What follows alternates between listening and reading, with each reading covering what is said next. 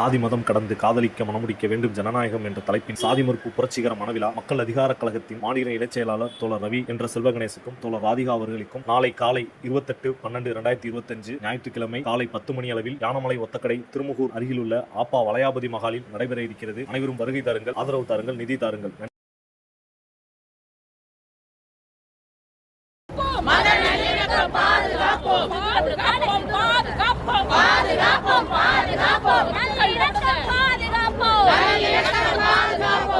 கார்விப்பட்டியில் துவங்கி திருநகரில் முடிக்கிற மாதிரி ஒரு குறைந்தபட்ச தூரம்தான்.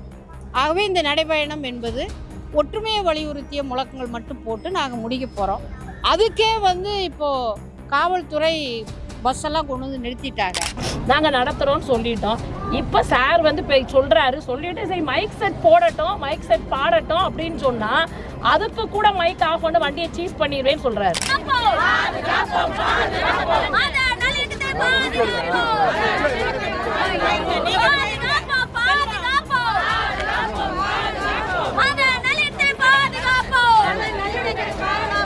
ஏதாவது ஒரு நடவடிக்கையை இங்கே பிஜேபி பண்ணிக்கிட்டே இருக்காங்க. ஏதாவது ஒரு 10 பேர் ரெடி பண்ண, காசை கொடுக்க, ரெடி பண்ண, இது பண்ண.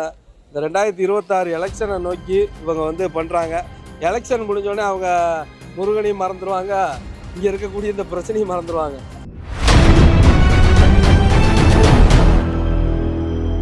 மறுபடியும் திருப்பரங்குன்றம் மேலும் மேலும் பரவலாகி கொண்டு இருக்கிறது. இன்றைக்கு பார்த்தீங்கன்னாக்கா மாதர சங்கம் சார்பிலாக ஒரு பெரிய மதநலனுக்க பேரணி வைத்திருக்கிறார்கள். வாருங்கள், அவரிடம் பேசுவோம். என்ன நோக்கத்துக்காக இந்த பேரணி? அனைத்து இந்திய ஜனநாயக மாத சங்கம் மாநில செயலாளர் ராதிகா அவர்கள் வந்திருக்காங்க. மாவட்ட செயலாளர் சரஸ்வதி, மாநில தலைவர்கள் ஒருத்தவங்க பொண்ணுத்தான், எல்லாரும் நாங்கள் வந்திருக்கிறோம். திருப்பரங்குன்றத்தில் இன்றைக்கி மிகப்பெரிய பிரச்சனை ஒன்று நடந்துக்கிட்டே இருக்குது. ஒரு மத ரீதியாக மக்களை பிளவுபடுத்துவதற்கு சில தீய சக்திகள், RSS, இந்து முன்னணி, பாஜக போன்ற அமைப்புகள் ரொம்ப தீவிரமாக வேலை செஞ்சிட்ருக்காங்க.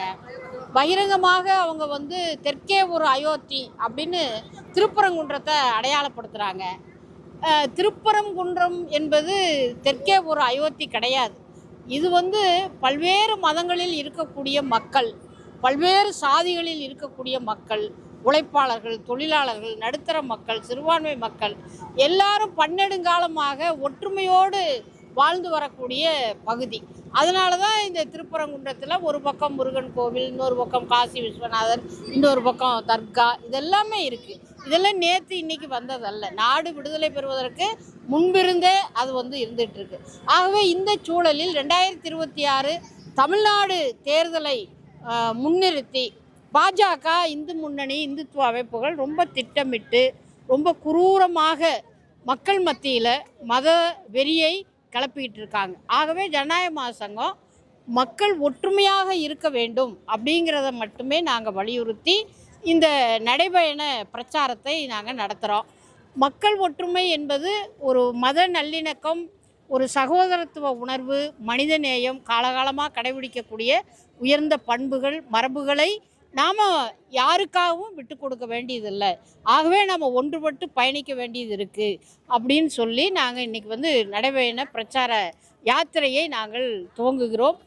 மேலும் மதுரையை சுற்றி இருக்கக்கூடிய மாநகரம், புறநகர் பகுதிகளில் பெண்கள் நிறைய படிச்சுட்டு வீட்டில் இருக்காங்க. அவங்களுக்கான வேலை வாய்ப்பு, இன்னும் வளர்ச்சி திட்டங்களை ஒன்றிய பாஜக அரசு கிடப்பில் தான் போட்டிருக்கு. அதில் எல்லாம் கவனம் செலுத்த வேண்டியது இருக்குது.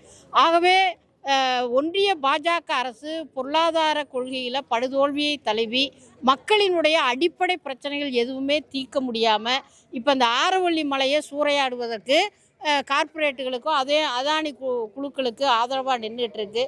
பல லட்சக்கணக்கான மக்கள் ஆரவள்ளி மலைத்தொடரை போய் அங்கேயே குடியிருக்கக்கூடிய போராட்டத்தை நடத்துகிறாங்க. ஆகவே இதையெல்லாம் திசை திருப்பதற்கு திருப்பரங்குன்றத்தை பயன்படுத்துகிறாங்க. ஆகவே அதை அனுமதிக்கக்கூடாது. அந்த சக்திகளை நாம் தனிமைப்படுத்தணும், மக்கள் ஒன்றுபடணும் அப்படிங்கிறதை வலியுறுத்தி நாங்கள் பிரச்சார இயக்கம் நடத்துகிறோம். இப்போ நீங்கள் பெண்கள் பேரணி போகிறீங்க, ஆனால் அதே பெண்கள் சில பேர் இங்கே நாங்கள் தீபம் ஏற்றுவோன்ற ஒரு கோஷம் இருந்திருக்கு. அதை தாண்டி நேற்று கூட அர்ஜுன் சம்பத் போய் இந்த இடம் போனால் பணத்தை பதிச்சு ஆக்கிரமிச்சிக்கலாம்னு சொல்கிறாரு. நேற்று கூட ஸ்பாட்டுக்கு போய் அர்ஜுன் சம்பத், அதுதான் அர்ஜுன் சம்பத் போன்றவர்கள் இந்த மதுரை மாவட்டத்தினுடைய மக்கள் கோரிக்கையில் எதுவுமே இது வரைக்கும் வாய் திறந்த வரலாறே கிடையாது. அவங்களுடைய முழு நேர வேலை, முழு நேர அரசியல், எங்கே மக்கள் வந்து அமைதியாக ஒற்றுமையாக இருக்காங்களோ அதை சீர்குலைப்பது தான் வேலை. ஆகவே ஒரு ஊரில் நல்லா இருக்கக்கூடிய பகுதியில் வீடுகளுக்கு கொண்டு போய் தீ வைக்கிற வேலை யார் வேண்டுமானாலும் செய்யலாம். அப்படி தீ வைக்கிற வேலையை தீவெட்டியார்கள் மாதிரி அர்ஜுன் சம்பத் போன்றவர்கள் செய்கிறார்கள். அதை தமிழ்நாட்டு மக்களும் திருப்பரங்குன்றம் மதுரை மக்கள் அதை அனுமதிக்க மாட்டார்கள். அது தேவையில்லாத ஒரு ஒரு ஒரு ஒரு கெட்ட பழக்கம். அது ஒன்றா இருக்கிற மக்களை பிரிக்கிறதுங்கிறது ஒரு ஒரு தீய நோக்கம். ஆகவே அவ்வாறான ஒரு தீய குணங்களோடு தான் அர்ஜுன் சம்பத் போன்றவர்கள் வர்றாங்க. அதுக்கு ஆன்மீகத்தையும் முருகனையும் பயன்படுத்துகிறாங்க.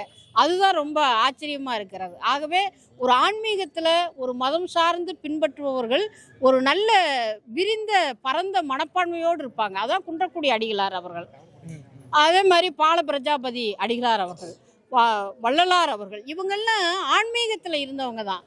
ஆனால் மண்டைக்காடு கலவரம் நடந்த போதும் கோயம்புத்தூர்லையும் எங்கே கலவரம் நடந்தாலும் அங்கே அடிகளார் போய் நின்று எல்லா மதத்தில் இருக்கக்கூடிய ஜாதியில் இருக்கக்கூடிய மக்களிடம் அன்பு நமக்கு தேவை அப்படின்னு வலியுறுத்துவாங்க. இன்றைக்கி அப்படி இல்லை. ஆன்மீகத்தையும் மதத்தையும் போட்டு அரசியலுக்குள்ள குழப்பி மக்களை பிரிவுபடுத்துவது அப்படிங்கிறது தான் அவங்களுடைய நோக்கமாக இருக்குது. அதை முறியடிப்போம். அனைத்து இந்திய ஜனநாயக மகாசங்கம் மற்ற பெண்கள் எல்லாம் வர சொல்லி இருக்கிறோம். உள்ளூர் பெண்கள் எல்லாரும் நம்ம மகாசங்கத்தில் உறுப்பினராக இருக்கக்கூடியவங்க, இந்த கோரிக்கையில் ஆர்வம் உள்ளவங்க, முருகன் மேலே ஒரு பற்று இருக்கிறவங்க, இப்படி எல்லாரும் வர்றாங்க. பெண்களும் வர்றாங்க, குழந்தைகளும் வர்றாங்க. அதுக்கு தான் ஏகப்பட்ட போலீஸ் போட்டிருக்காங்க. ஆமாம், நாங்கள் வந்து பிரச்சனை செய்கிறவங்க அல்ல. திருப்பரங்குன்றம் மலை ஏற முடியாதவங்களும் இல்லை. ஆனால் நாங்கள் திருப்பரங்குன்றம் பக்கமே நாங்கள் திரும்பலை. அதெல்லாம் வந்து அர்ஜுன் சம்பத் மாதிரியான ஆட்கள் தான் செய்வாங்க. நாங்கள் அப்போ செய்ய மாட்டோம். ஆகவே நாங்கள் என்னென்னா கார்விப்பட்டியில் துவங்கி திருநகரில் முடிக்கிற மாதிரி ஒரு குறைந்தபட்ச தூரம்தான். ஆகவே இந்த நடைபயணம் என்பது ஒற்றுமையை வலியுறுத்திய முழக்கங்கள் மட்டும் போட்டு நாங்கள் முடிக்க போகிறோம். அதுக்கே வந்து இப்போது காவல்துறை பஸ்ஸெல்லாம் கொண்டு வந்து நிறுத்திட்டாங்க. அநேகமாக எங்களை நடக்க விடக்கூடாதுங்கிற முடிவோடு அவங்க இருப்பாங்க போல் இருக்குது. ஆகவே தமிழ்நாட்டில் எது நல்லது நடக்குமோ அது நடந்தே தீரும். அனுமதி இல்லைன்னு அவங்க சொல்லவே இல்லை. நாங்கள் கொடுத்து ஒரு வாரம் ஆச்சு அனுமதிக்கு. நேற்று நைட் அவங்க இல்லைன்னு சொன்னாங்கன்னா நீங்கள் எப்படி அக்செப்ட் பண்ணுவீங்க? நான் எப்படி அக்செப்ட் பண்ண முடியும்? அமைப்புல எல்லாரையும் வர சொல்லிட்டேன் மேடம். வர்றாங்க. வந்த பிறகு நாங்கள் மூவ் பண்ணலான்னு யோசிச்சா ஒரு மைக்கை போட்டு நாங்கள் இவ்வளோ ஏற்பாடு பண்ணியிருக்கிற விஷயத்தையாவது ஜனங்க மத்தியில் சொல்ல வேணாமா? மைக்கே போடாதீங்கன்றாரு சாரு. சர்வ் பண்ணதை சைன் பண்ணி தான் வாங்கியிருக்காங்க. வாங்கலைன்னு சைன் பண்ணி வாங்கியிருக்காங்க. அதை வாங்கினதை எனக்கு காப்பி கொடுத்துட்டாங்க. நாங்களும் ரிசீவ் பண்ணிட்டோம். எடுத்து சொன்னதை சொல்லியாச்சு. ஸோ ஒன்றும் இல்லை. நீங்கள் வந்து என்ன முன்னாடியே சொல்லியாச்சு. எல்லாமே உங்களுக்கு கம்யூனிகேட் பண்ணியாச்சு. பண்ணியிருக்காங்க. நீங்கள் அசபிள் ஆகிட்டீங்கன்னா சொல்லுங்கள். இல்லை மேடம், முன்னாடியே நீங்கள் சொல்லிட்டோம் அப்படின்னு சொன்னால் நாங்கள் கேட்குறது, நாங்கள் வந்து கொடுத்து பெர்மிஷன் கொடுத்தது ஒரு வாரத்துக்கு முன்னாடி நாங்கள் பெர்மிஷன் கொடுத்து எல்லா ஏற்பாடும் நாங்கள் செஞ்சுட்டோம்.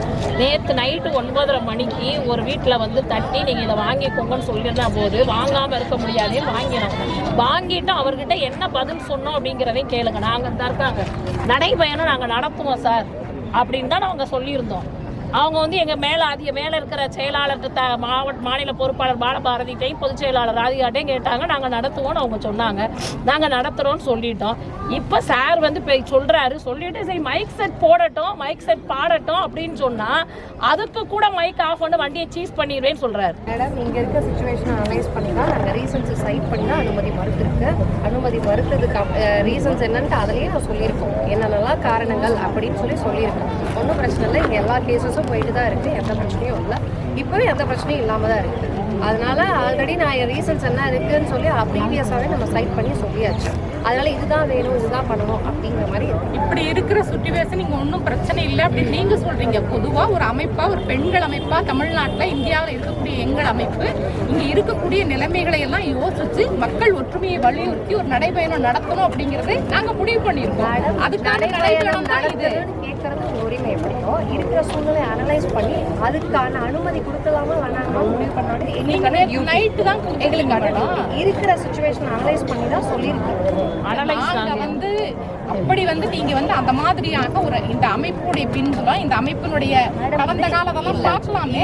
அந்த மாதிரி வந்து எல்லா மாதிரியான பிரச்சனைகளுக்கும் உட்பட்ட ஒரு அமைப்பு கிடையாது. மேடம் நீங்க மட்டும் பிரச்சனை கிடையாது, இங்க இருக்கிற சூழ்நிலைகளும் என்ன இருக்குன்னு சொல்லி நம்ம கன்சிடர் பண்ணுவோம்ல.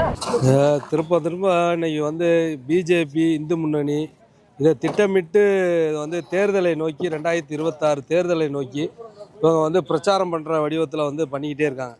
தொடர்ச்சியாக அமைதியாக இருக்க மக்களை தூண்டி விட்டு நீங்கள் நேற்று கூட பார்த்தீங்கன்னா சும்மா அங்கே இருக்கவங்கள பொங்க வைங்க, அதே மாதிரி பார்த்தீங்கன்னா அங்கே சந்தனக்கூடு வழக்கம் போல் நடக்கும். அங்கே மரத்தில் வந்து கொடி ஏற்றுவாங்க. பார்த்தீங்களா அவங்க கொடி ஏற்றுறாங்க, அவங்களுக்கு பெர்மிஷன் கொடுக்குறாங்க. அது வழக்கமாக நடக்கிறது. முருகன் கோயிலில் எப்போயும் வழக்கமாக தீபம் எங்கே போய் ஏற்றணுமோ அங்கே ஏற்றிருக்காங்க. உச்சி பிள்ளையார் கோயிலில் தீபம் ஏற்றது அது அறநிலையத்துறை சார்பாக வந்து ஏற்றிருக்காங்க. அது இந்த வருஷம் ஏற்றிருக்காங்க. எப்பயும் ஏற்றுற மாதிரி 100 வருஷத்துக்கு 150 வருஷமாக அங்கே ஏற்றுற இடத்துல ஏற்றிருக்காங்க.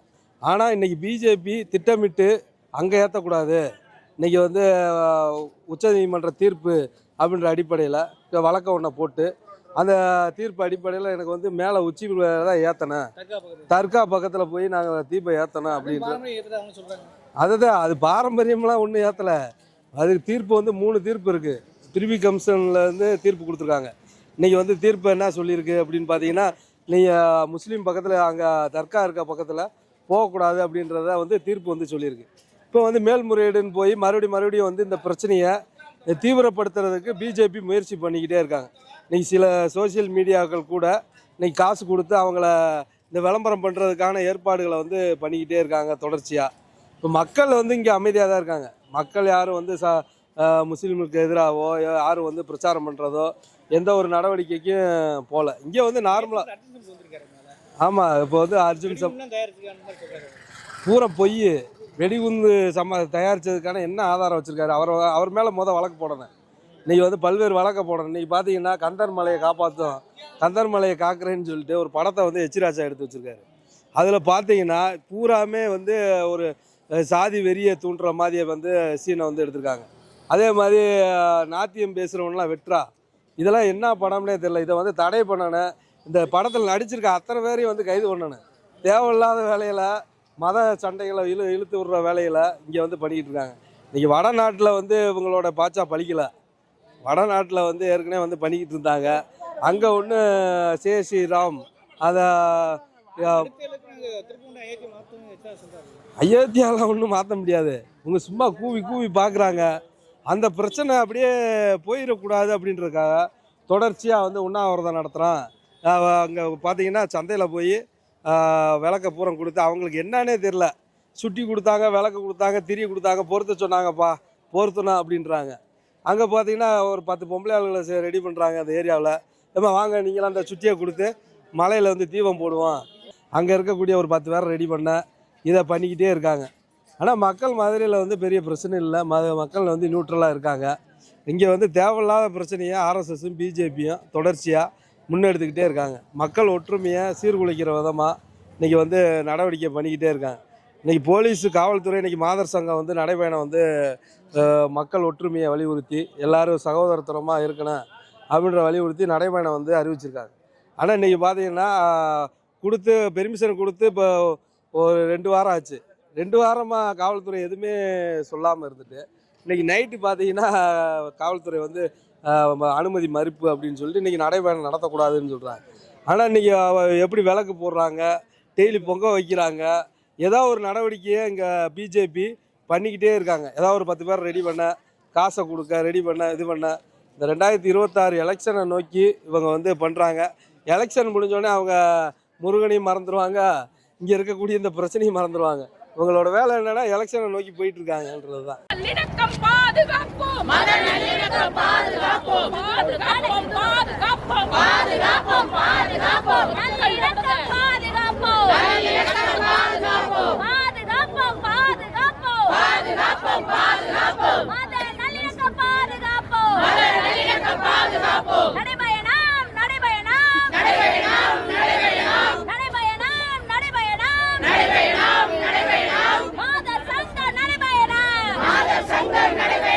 மக்கள் ஒற்றுமை கோரியே மாதர் சங்க நடைபயணம்.